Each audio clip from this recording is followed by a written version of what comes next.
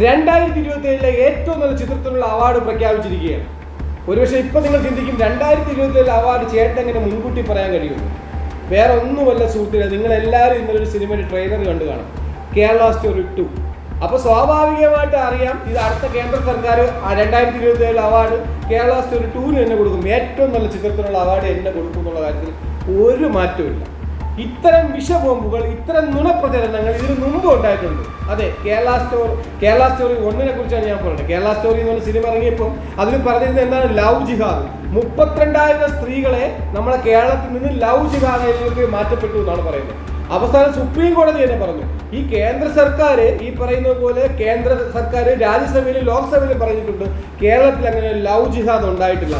പിന്നെ ഈ cinema story എടുത്തൊരു 3 സ്ത്രീകളുടെ കഥ എന്ന് വരെ പറയേണ്ടി വന്നിട്ടുണ്ട്. പക്ഷെ നമ്മൾ മനസ്സിലാക്കേണ്ട മറ്റൊരു സത്യമുണ്ട്.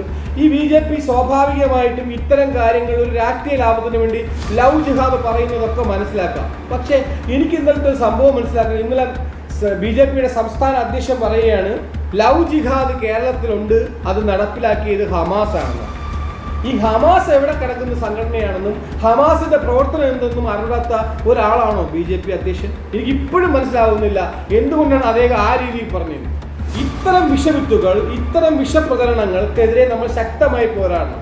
കേരളത്തിലെ ജനങ്ങൾ ഒന്നടങ്കം ഒരുപോലെ നിന്ന് പ്രവർത്തിക്കുമെന്ന് ഞാൻ പ്രതീക്ഷിക്കുന്നു. കാരണം എന്ന് പറഞ്ഞു കഴിഞ്ഞാൽ ഇത് നമ്മുടെ സമൂഹത്തിന് ഒട്ടും യോജിക്കുന്ന രീതിയിലല്ല ഈ പറയുന്ന സിനിമയുടെ പ്രചരണങ്ങൾ. ഇത്തരം ദുഷിച്ച സിനിമകളെ നമ്മൾ പടിക്ക് പുറത്തുനിർത്തണമെന്ന് അപേക്ഷിക്കുന്നു.